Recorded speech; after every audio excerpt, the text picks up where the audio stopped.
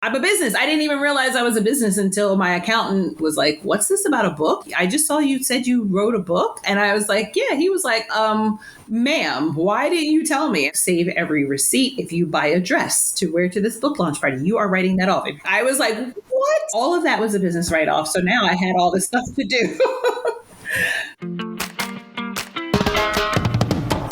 You're listening to Writer Unblocked, a podcast for aspiring and experienced authors. I'm your host and author coach, Nicole, and on this show, we chat with up-and-coming as well as best-selling authors, literary agents, and publishing professionals to inspire you and keep the vibe high. Today on Writer Unblocked, I'm chatting with author Brooke Dean. When I tell you she is a powerhouse, she's a mom, a storyteller, a content creator, a producer, an editorial operations director, and now an author. Her first erotic romance novel, Brooklyn Unbound, released in June of 2022, but now the trilogy is complete, y'all. Today, we're talking about what it's like to write in this genre and have the queen mother of erotica, Zane, offer to read, edit, and write the blurb for her book. We talk about her self-publishing journey, all the resources she used like Fiverr, Moods, and Books for her incredible cover art, ACX for her audiobook, Ingram Spark, and more. Don't worry, I've linked all of Brooke's socials and the resources mentioned in the show notes. Let's dive in. Okay, so Brooke, welcome. Welcome to the Writer Unblocked podcast, and thank you so much for agreeing to do this. Thank you for having me. I am beyond excited today. I don't know if we're going to have enough time to cover everything to discuss your Brooklyn Unbound trilogy, but I will mostly focus on the first book. Okay. And for our listeners who are unfamiliar, it is your debut erotica novel. Is that correct? Yes, that is it. Okay. I can't believe it's been a couple of years already. I was going to say, and I had to look up on the inside of the book because I was like, wait, I've known about this it feels for like a lifetime. So it's 2022. Mm-hmm. Yes. 2022, but it is a whole trilogy. So there are 3 books. Mm-hmm. And this is the juiciest genre and topic. So I have so many questions to go through with you. And I mean, the first one is obvious. Why erotica? What inspired you to write this genre? Well, I've always been a big fan of Zane. I think she was like the first. Actually, no, she wasn't the first. Terry McMillan was the first book I read like on my own that wasn't like. Actually, you know what? Now I'm thinking back. You're making me think. It was Alice Walker was the first one, and then it was Terry McMillan, and then it was Zane. I think by the time I got old enough to get my hands on a Zane book, I was gonna say you got to be of a certain age to get your hands on. I was like, "Whoa, this is a whole new world that I haven't, discovered yet." And I was grown at that point, but I was always intrigued by not just Zane, but like Eric Jerome Dickey, like other authors have written steamy scenes in their books and their romance. Right. The spiciness has always been there. There's been a steamy spiciness situation going on for a while. Exactly. Like it's hard to find a romance book nowadays without any spicy scenes in it. Right. So I think with erotica, it takes it just like a step further, like just a little bit more. And so I've read all of Zane's books. And so I always felt like if I ever did write a book on my own, that would be a genre I would want to try, just because it seems like it's difficult, because to get somebody hot and bothered and all that stuff just from reading, I was just like, "Ooh, I don't know if there's." Let me tell you about hot and bothered, because I reread this book last week on the train. And I don't know if that's a good thing or a bad thing. I don't know if I recommend or not recommend this. I mean, it's a lot to read in public when we're talking about the contents of the book. But one of the things as I was reading it that I was thinking, I have to ask Brooke this, right? Because your name is Brooke Dean. Yes. And that is the name on the cover of the book. So, and for me, the themes that really rise in the novel are about judgment and then empowerment as a woman. So talk to me about, did you have any like concerns about what you were writing and the fact that you decided not to use a pen name? I thought about it, and I actually had a few names picked out But the main and this could just be sheer laziness. I didn't know how I would market the book and promote the book without it being me. Like, how do I tell my friends and my family and all, like, read this book that's not me, but it is me? Like, if you're going to know it's me anyway, I might as well just use my own name. Like, it's me. And the title of the book is Brooklyn Unbound. So Brooklyn is not the borough, it's the character's name. So people are going to make associations about it being me anyway, Right. just because her name is Brooklyn. So I was like, let me just put it out there and be who I am. And it's tricky when the first novel you come out with is an erotica book, Right. because I don't plan to only write erotica like down the line. Like I do want to continue romance, but it doesn't necessarily have to be erotica, but there's going to be spicy scenes in there anyway. So I'm like, if I'm going to keep doing this. And when I wrote the first book, I didn't think I was going to write a trilogy. I was just writing the first one, but then it turned into 2 and 3. So I was like, I might as well just let it be me instead of trying to figure out how to pretend to be someone else. And I should have asked Zane this while I had her ear, because Zane is not her name, but that's what she's known as. And I don't know how she did it, but I didn't know how to do it. Like, I didn't know how I would get it out there without people not knowing it's me. So I might as well just be me. That is so interesting, right? Because there's a lot of authors that I follow on Instagram who they don't ever show their face. And I presume that they're writing under a pen name. And you're right. If you were going to market this book and you are out there with your book, right? You are very active about your book and going to in-person events and holding a book launch and all that stuff. So, right. And you're like, this is me. I wrote it. Right. And so has it sparked any interesting discourse, conversations with people? Oh yeah. Like it mainly because people who know me in real life, like, you know me in real life. There's so many people who know me in real life that when they read the book, they're like, wait, it's either two things, right? It's either like, this isn't you, like, you don't do this. Like, since when do you go to, sex dungeons in Brooklyn, right? Or they'll say, oh my God, I didn't know you did that. Like, they believe it. You know what I mean? So I don't correct them either way. They're making assumptions because you have told me in the past and have shared that some of this is based on some experiences, but yes, obviously you also take creative liberties with the book. So it leaves me as a person who knows you in real life, but also a reader, to make assumptions about what is going on in the book that comes from imagination, research, or real life experiences, right? So right. And I don't always clarify which is what. You know what I mean? Like, the things that are semi-autobiographical in the book are clear. You know what I mean? Her career, certain things. But then there are other things where people are left wondering, like, did Brooke really do that? Or is she just really being very creative or whatever? And I like that, because it means that there's something authentic about the book that could be true. Even if it's not true, it could be true. So I'm like, I take that as like a compliment in a way, because like, if you're left wondering if that's something I really did because I describe it so well, or make you believe that I've been there or done those things, then that's a good thing. And like, obviously people who know me, like my mom, my sister, whatever. And even they don't, like, my sister read it, but my mom is like, I'm never going to read this book ever in life. Your mom has never read it? She's never read it. I kind of think there's a lot of people. Yeah, it's a good thing. My dad he said the same thing. Like, I'll buy a t-shirt, I'll buy your book, I will never read it. But my dad's girlfriend read it and she was like, woo, like, I need to read the second one. My boyfriend's father's girlfriend read it. She came to my book launch. She has been like through all the things. And so they know him too, because it's kind of based off of the relationship that I'm in now. And he's kind of like the muse behind it, because he's the one that was like, you should try and write something like this. So we've had conversations like this before about like fetishes and BDSM and like all this stuff. And he educates me on this stuff. So I kind of use him as like my research in a way. I love that. Like, just to see if like, would this really happen in real life? And sometimes he's like, no, like, if you were to go to this club, you'd have to ask permission from another person to be involved in a threesome, or like, there's rules to engagement when you're at a sex club or when you're in a swinger situation or whatever. So he kept me honest a lot in the book, because I'm just like writing. But he's like, that would never happen. Or I love like, that he's your fact checker. Yes, he's my fact checker on in your real erotic time, novel. right? And I love that's what's happening here.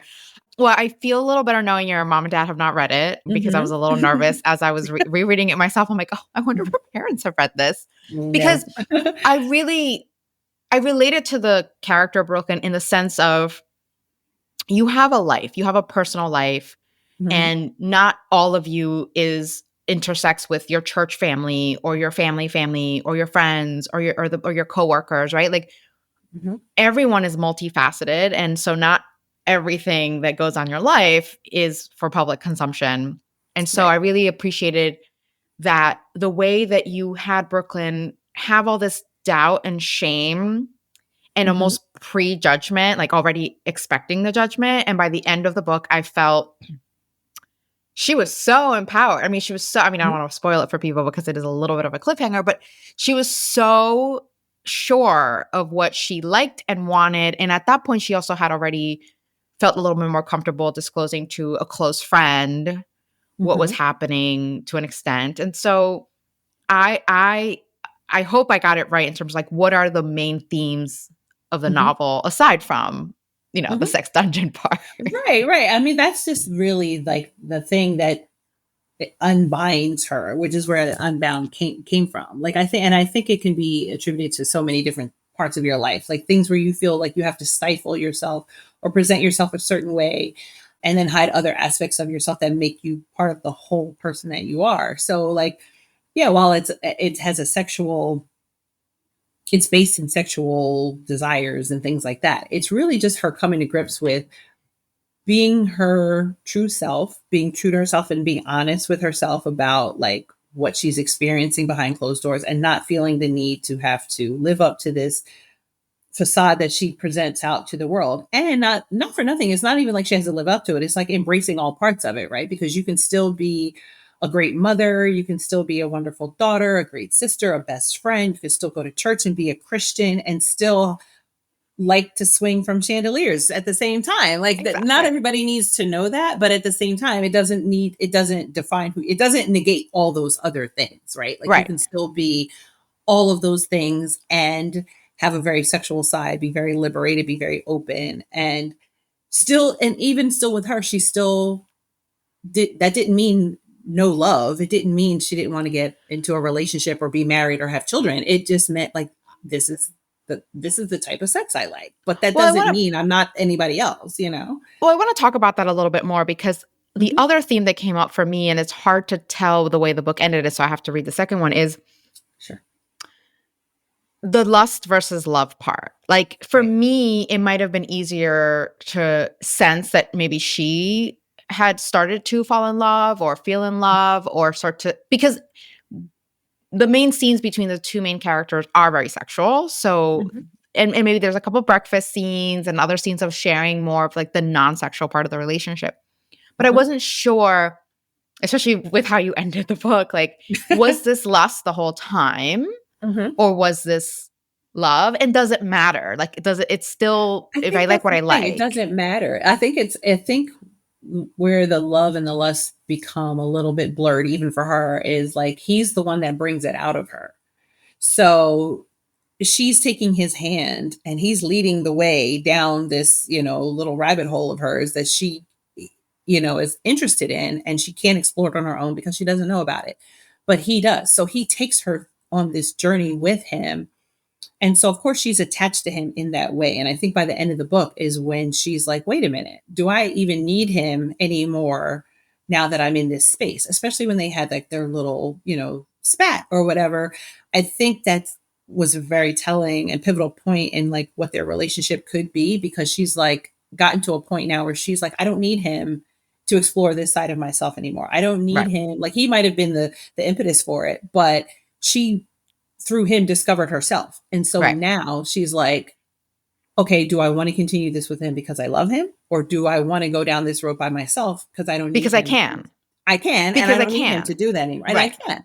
So, like, that's, the little bit of the emotional cliffhanger that's left at the end. It's like, what does she choose for herself? And the fact that she can choose for herself is the empowerment part. You can choose to be in a relationship, you can choose to be in love, or you can choose not to. And I think a lot of times there's this expectation that women always want the wedding and the white picket fence and all that stuff. And that's what she believed that she should want. all that time. Because if she's a good girl and she Right. goes to church and she does this and she does that and does that, then this is what she should want. But Well, this, like, also, now, Brooke, she's still a good girl. all her friends pushing her to brother Uh-huh. Anthony. Like, of course she's gonna feel like this is what I was supposed to do. Like, he was Poor brother poor Anthony. brother He Anthony, just right? Like, couldn't get it we right. Mhm. he couldn't get it right. And it's like sometimes a person can be presented in front of you with all the right boxes Mhm. ticked. Handsome, tall, church going guy. Your friends like him. He Mhm. seems right on paper.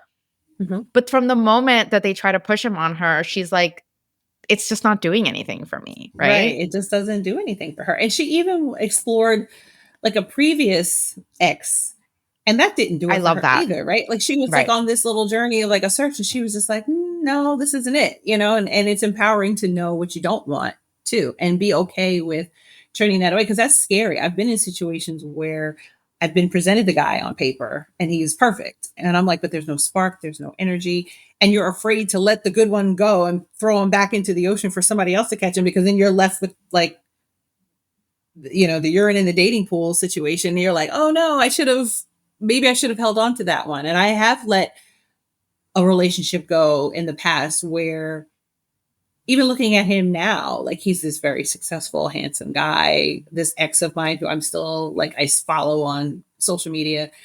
And sometimes you wonder, like, I wonder what would have happened if I had stayed and gone down this road, right? And we always have those thoughts, but she trusted herself enough to be like, no, this is not what I want, and I'm not going to do this to him, and I deserve what I want. And she has the courage to go after it. So, I love that. I love that. So mhm, I'm hearing a lot of themes of judgment, mhm, empowerment, and I think mhm. my favorite, which is it's just as important to know what you don't want Yeah, just as exactly much right. as knowing what you do want. Yeah, it's I think at its face, right? People can pick up a book like this and assume, oh, this is smut porn for women, which is like another conversation we could have for hours about the Right. respect that romance and erotica don't get, or women as authors, right, of important Mhm. stories don't have, or that there aren't themes or nuances to a book like this, which Right. is Right. incorrect.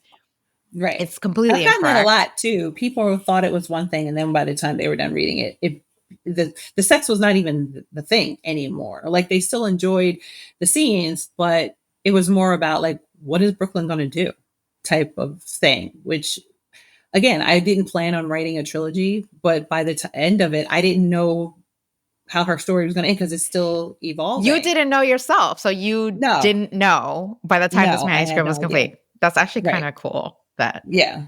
you were Most people figuring know the out. beginning, middle, and end. They write backwards. And I kept writing, and I was like, let me stop it here, because now she's at a crossroads of what to do. And then, but I did end it in a way that if you didn't read any more, you can just make your own decision, It is or you complete. can, yeah, it is complete, or you It can is take complete. it a step further. Yeah. What advice would you give an author who has trepidation about writing either erotica or just any bold genre, Hmm. right? Hmm. What is a top level? Like, what is the top advice for someone who's kind of struggling to I write this? tell the story you want to tell, and don't force it, because, I've always been a writer. Like, I've written for online magazines, I've written my own personal blogs, I've written essays and things like that. The natural question I always got was, look, when are you going to write a book? And I was like, well, I don't have a story to tell. Like, I didn't want to just sit down and just stare in front of a laptop or a piece of paper and just try to force a story.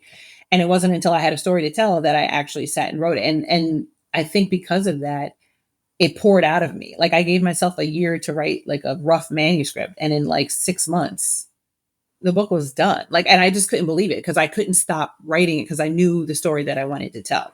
So if you have a story you want to tell it, and tell it the way you want to tell, and not worry about if it's going to be good or if somebody's going to read. Because that was like my main fear, was like, is anybody going to read it? And then if they read it, are they going to like it? Is it going to be good? And I had to get out of my own way of wondering about that, because if I did, I it wouldn't be written today. So I waited until I had a story to tell, and then I told it. Okay, but I have to ask, what frame of mind do you need to be in to sit down and write this?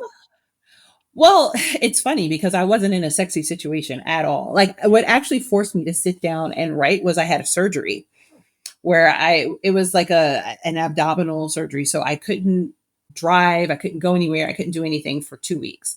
So because I was just sitting there and I had someone helping with my son and doing all the things, I just was like, well, I'm sitting here. What am I going to do with my time?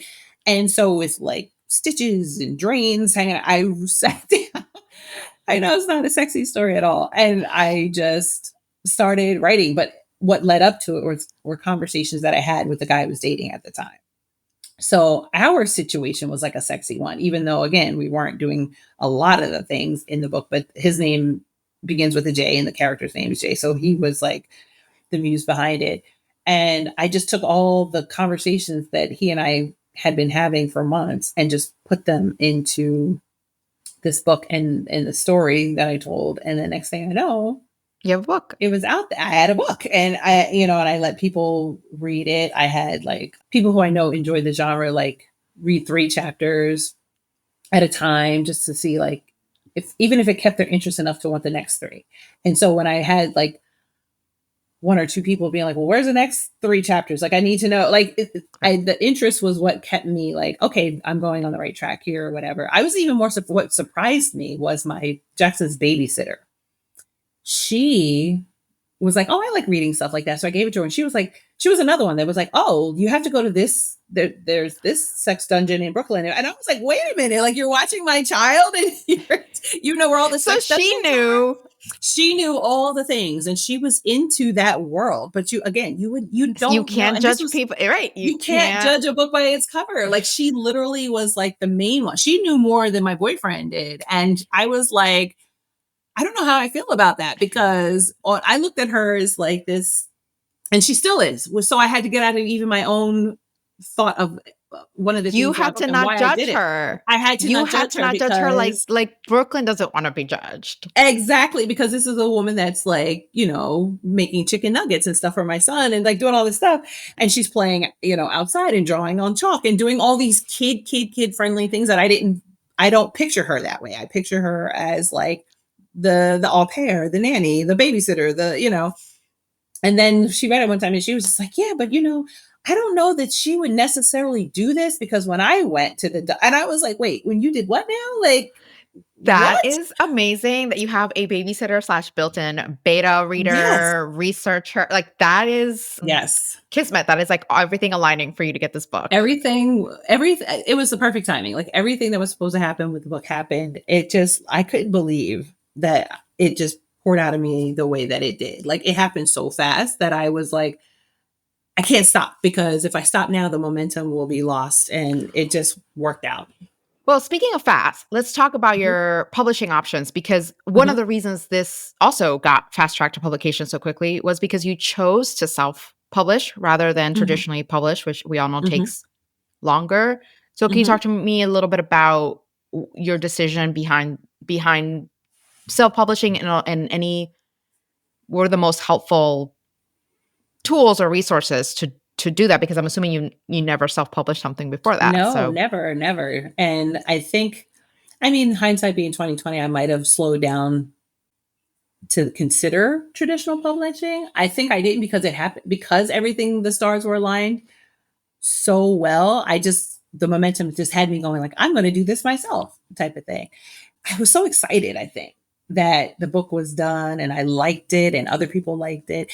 I think what excited me too was that Zane read it and liked it. Let's talk about that because that is a huge, when I look at the back of your book and I see her name, that's huge. So how did you land with Zane reading your manuscript and writing a blurb for the back of the book? And she edited the book as well. Huge. So she was involved a lot in the book. And, I know you were talking about beta readers and things like that, which I encourage everybody to do. And that's the reason why I got to meet Zane in the first place is I put it out in a mommy group of all places of people who I know like to read these things. And I said, hey, can I get 5 or 10 women to volunteer to read my manuscript? And I said, DM me and let me know. I got 200 DMs from people that were like, I want to read this. So I picked 20 My because I was just God. like, I can't send it to everybody because then you're giving the book out for free at that point. And one of the 20 women that I chose was also an erotica writer, and she knew Zane's daughter. So she's like, I But you love didn't know it. that when you I picked didn't that. know that when I picked So her. this Like is it was okay. fortuitous. So like the babysitter slash Yes. sex dungeon connoisseur, Uh-huh. your blind pick of 20 people resulted in one erotica writer who was friends with Zane's daughter.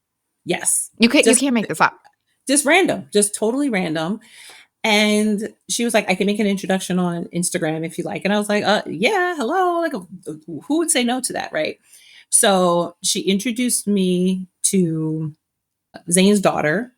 Her name is Elizabeth on Instagram. And I was like, do you mind? Because she does the same thing. She's an author. She makes movies. She's following pretty much in her mom's footsteps.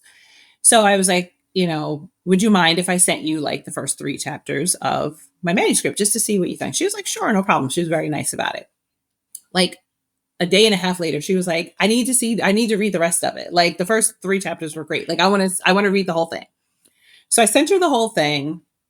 And like a few days later, she was like, I loved it. Do you mind if I share it with my mom? And I was like, like, I like, mean, I don't I care would who you be share it with, but your mother, like, she's like the queen mother of like erotica. I was like, of course, like, I would love for you to do that okay. So Zane's daughter introduces you to her to her mother. mom. Since I sent her the manuscript, and like a week later, Zane was like, no, this is really good. Like, you have something But amazing wait, here. back up. What were you doing that week waiting for her feedback? I was going nuts. I was going crazy because I was just like, did she read it? Is she reading it? Is she liking it? Is she thinking it sucks? Like, I was going through so many emotions. Like, just the fact that this was like a woman who I've admired for years and years and years, read all of her books, was even contemplating reading my book, let alone actually doing it, was just like nerve wracking for me. But I knew she was busy and doing all things. So she was like, give me a week or so, give me a couple of weeks. So I think she actually asked for 2 weeks. And like a week later, she was like, I loved it. Like, I think this is great. And she was like, there are a couple things like I would do, change around. Like it was mainly all she did was change like the tense of the Okay. verbs in the thing. But she's like, I do editing, so everything like that. She was like, would you mind, And I was like, well, let me just shoot my shot. I was like, well, while you're reading it and making editing and things, would you mind writing a review for the book that I can like put on social media, put on the book or whatever? She Of was like, course.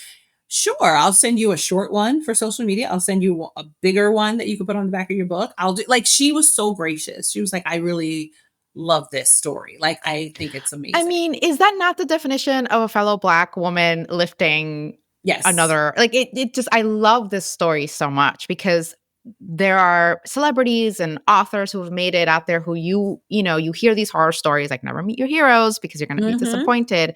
And Mm-hmm. what she's done is so generous and Right. thoughtful and amazing and exciting. Yeah. So what did you Absolutely. say when she said, I'll write the Oh my God. And it was crazy forward? because I knew she had a movie that she released. It was like on like one of those streaming services or whatever. So I knew she was out promoting that. Like I follow her on her social media. So I could see where she was. I was like, okay, today she's in Atlanta. Tomorrow she's in DC. Like she was all over the place. So I was like, she's not going to have time to do all that stuff. Like she said she would do it. She's not really going to do it because she's in the middle of doing other things.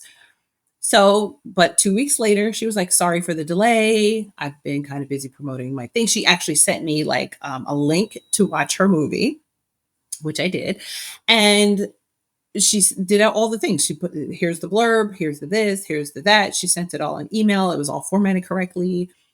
I was like practically in tears because I just couldn't believe that she actually took time out to actually do the things that she said she did. And it was like a positive review. Like the things that she wrote, I was just like, I could tell she read it. I could tell she enjoyed it. And she was just like, no, you Right. really have something She wouldn't here. put her name. She wouldn't put her name. No, She has no need to put her name on something that she no, doesn't no. didn't genuinely think it was amazing.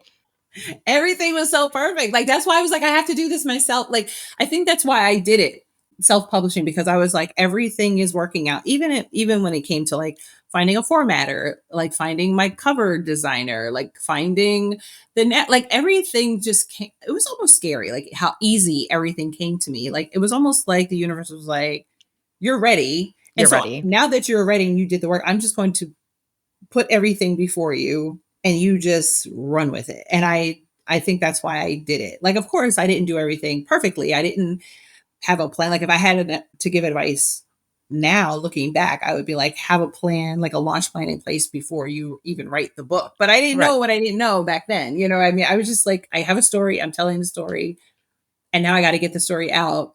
And what I would do next if I did another round of a series or anything like that is like really put a plan in place for how I want to market the book, take people on a journey with me so that by the time the book comes out, they're like ready for it. They're ready to receive it And I and all say that that to stuff. authors all the time. There's so much you can do before the book is out. They think, oh, I can't do anything until the book is out. I'm like, no, your audience, you want to nurture and grow your audience. You want them to see you in the Mm-hmm. process of what you're doing. And I think that social media gets a bad rap, but it allows for that kind of connection. Now you can like DM or leave a comment to your favorite Mm-hmm. author, and chances are you're going to get a response either from the author or their social media manager or something. But Mm-hmm. that is really important, right? Like that's a takeaway here. It's like you can absolutely, as a author, share what's going on with your book or your characters well before publication. And Mm-hmm. it's part of building that audience anticipation, newsletter sign up list, or what have you, following, et Mm-hmm. cetera, et cetera. But Mm-hmm. speaking of the marketing, because I find it curious, that's the thing you would kind of go back and change. Let's talk about marketing and distribution, because I am so proud of you. And obviously, you and I come from the audiobook industry, but I'm so proud of you for having this available in all formats, Mm-hmm. right? Mm-hmm. And I went to a webinar the other day where they were teaching authors about all their options and not a single peep about audiobooks. And I was hyperventilating the entire time. So you have this, and I know. I was like trying to raise my hand, be like, but. So Mm-hmm. you have this as a paperback, you have this as an ebook, and you have it as an audiobook. Mm-hmm. So you've selected a narrator, which again, I would think for this genre, you have to really pick the right person Yeah. Yeah. to read this out loud. Yeah. How was Yes. that process for you? It was difficult because I had a woman whose voice I loved, but she didn't feel comfortable with the content. Like because you send them the page, and I tried to send the spiciest pages that I could because I wanted to gauge their comfort level. And she was like, one sounded more robotic, the other one just flat out said no. She was just like, I can't. And her Not voice was even under a perfect. pseudonym. No, she just couldn't do it. Like, and when it wasn't like she didn't want people to know it was her. It was like it was too spicy for her. She just was like, I Fair. can't do it. And I was like, oh, that sucks, because her voice was perfect, but she didn't feel comfortable saying the words and the things. And you kind of have to perform and like act this out. Like you can't just read it. And so I chose someone who I thought sounded like, the professional person that she had to be at work and at church and all the things, but then someone who could, get through the spicy parts and make it like you listenable. And because you don't, what I have found is a lot of people, like you were saying, you're on the train reading it and you're like, oh, I don't know if I should be reading this on the train. So a lot of the people that I know who have read the book listen to it because they could listen to it in the privacy of It's their more own private. headphones, their own car. It's more private. So like you could be making dinner and have it in your headphones and no one knows, unless you're like blushing or sweating or so, nobody knows what you're listening to. And my sister Listen, I was sweating a couple times. I was sweating on the train a couple times, and I was trying to hold it. So here's what I had to decide on the train: either holding the book like this, and like you could see the cover, which is, it's a beautiful cover, right. But I love that it has a very professional. Yeah, but yeah. She's wearing a professional outfit with the ropes underneath. And I'm like, ugh. Or tilting it down so the cover wasn't visible, but the train can get packed, and like you can see some of the words that I am reading on the page. Yeah. But at some point, the book was so good, I just was like, you know what? I don't care if you're gonna look into what I'm scrolling through or reading in the privacy of my little tiny space over here. That's on you. And you want a copy? You want a copy of the book? You can buy a copy of the book. So hey, listen, I'm not mad. I am not mad. So, okay, so you auditioned. So, okay, so you did your research. You really were intentional about the audiobook edition. You understand the reason why it's important to have an audiobook format for obvious reasons, but also because you're a savvy author and a businesswoman. Okay, so you cast somebody, and she was the ultimate, the narrator who's now available, who's narrating the now available trilogy, right? Yes. Yeah, and that's the thing. And so it's one narrator, right? So she does all one the voices. narrator, yes. Yeah. She does all the voices, and I do feel like at some point I do want to re-record the book with multi narrators because I think Jay should have like a sexy voice, and I want to feel the interaction between the two. So again, that's Right. something that as a self-published author, you only have what resources are available to you, right? So it's like I chose one narrator. People asked me to do it, and I was like, I'm not a narrator. Like, I don't know. But it might be something I look into down the It's line. hard But work. People underestimate. it's hard. Yeah. It's nothing easy about it. I'm like, I am not a voice actor. I'm not a narrator. I'm not any of those things. It's nice that people think I could be, but not today. But if I had more resources available to me, like if I had an Audible come to me with a then my wish list would be crazy. You know what I mean? I already know who I would want to do all the things. So that's something that I do want to do for further editions, like maybe the 5-year edition of it, like because it's already been out. It's about to be 2025. It's been 3 years Right. almost.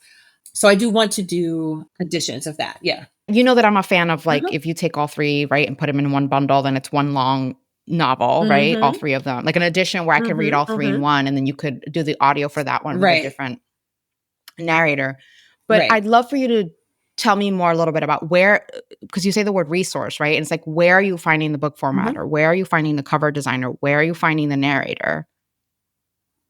I found the formatter and the narrator on Fiverr. On Fiverr. I love Fiverr. I'm a big fan. Yeah. Yeah. Listen, because I was just like, well, where can I afford, the best talent for what my budget will allow? And so my formatter is a guy in Bangladesh who I sent him the manuscript. He sent it back to me, formatted. Everything was perfect, ready to go. And he even sent me like line drawing designs that are like the beginning of each chapter to make it like I pretty love and whimsical those. and sexy and all those stuff. So he did I all of that for me. I'm big on like I know what my strengths are and what my strengths are not. And that's not my ministry. And he did all the things for me. So I was like, oh, do That's all the something I things for talk me. to I can't do authors it. about all the time. Like you can do something, you can't do everything, nor should you. You should Mm-hmm. concentrate on your Mm-hmm. strengths, promotion, writing, and let other people Right. do things like book formatting. Or some people really hate editing Right. and they just hire an editor to do it, right? Right. Mm-hmm. So so that's great because, people are always asking like, well, where do I find people? Where do I start? How can I, some people are just Mm-hmm. starting out. Some authors are more seasoned or have a little bit more insight into how to go about this, and some don't. Mm-hmm. And so I hope episodes like this give them a little bit of guidance about how to do these things. And be patient. Like, do your research because, like, I didn't find my cover designer on Fiverr. I found them. They're a company called Books and Moods because I knew I wanted the cover to give a certain vibe. Like, I wanted it to be kind of dark, but kind of sexy, kind of like I didn't want it to look like something that I did myself on AI or whatever the case. Like, I did want to put like I was picking and choosing where I wanted my money to go the most, right? And they always say like the cover is like the thing that will draw you in. So I did go to a company that's known for romance. They're known for like dark type of content. So like I said, they're called Books and Moods, and they did a whole package for me. Like they did a like for every format, they would give you the images. They gave me all of my source files. They did like banners and things for social media and like all that stuff. So I put a lot of my money into that package there, and I was like very satisfied. And because they did such a good job with the first one, it was like a no-brainer to use them for the second and the third book. And same thing with the narrator. Like I had to stick with her, right? Like because I Consistency, have right. consistency. And even with my sister, I was like, should I get a different narrator for the second book? And she's like, that's like changing Aunt Viv and like, Fresh Prince of Changing Bel Air. Aunt You can't go from, Viv. you can't, I'm used to this Aunt I am Viv and then you can go to this Aunt Viv. So I still was like, mad about okay, that, you're you right. guys. No. I love that she said that. That changing narrators is like changing Aunt Viv. Absolutely Yeah. 100%. And when I work customer service Right. for Audible, people would call in furious about, Mm-hmm. series where we or the publisher had changed the narration and the narrator, and people were really upset. Yeah. Really Right. So I upset was and like, I taking don't it want out to on make me. that But mistake. no, the continuity, your covers all match, but they're different, but they all have the same, like it's clearly a trilogy. It's clearly very Mhm. professional looking.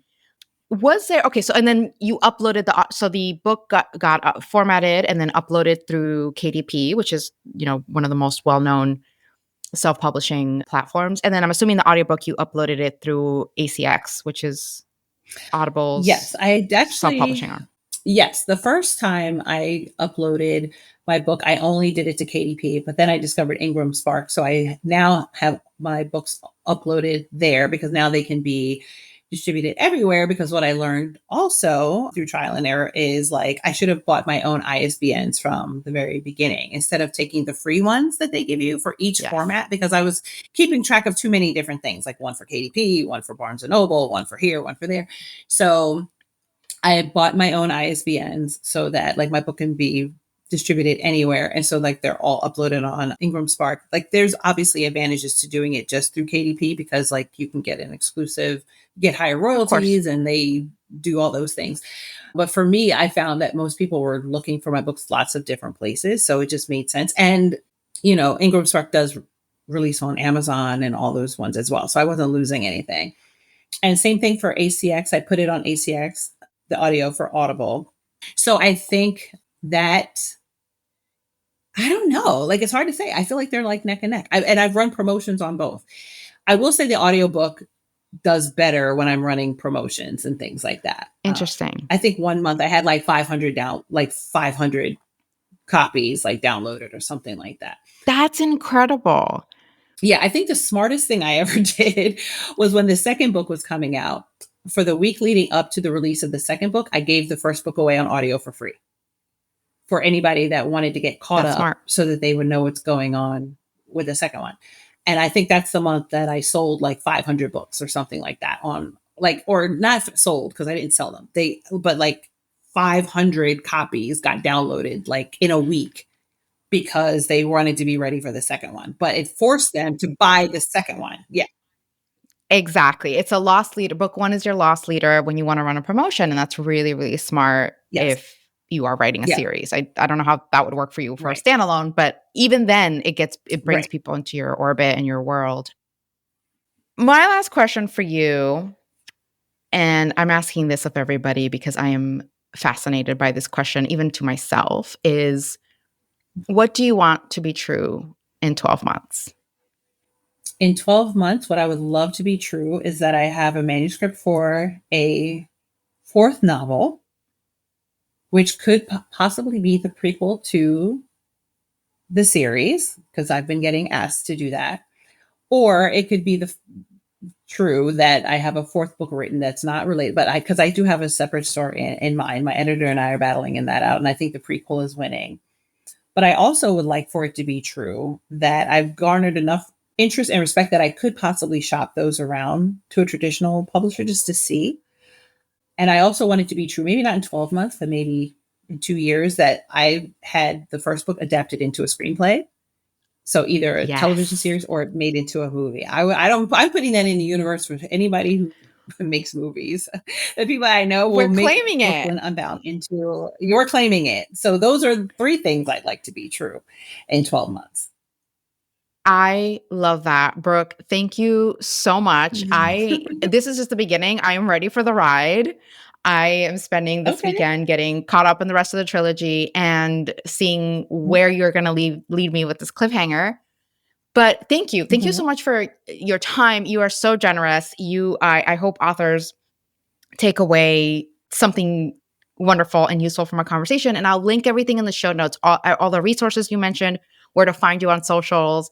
People, you should follow Brooke. She is just a force and inspirational. And I, as a mom, as a professional, as a friend, you're just amazing.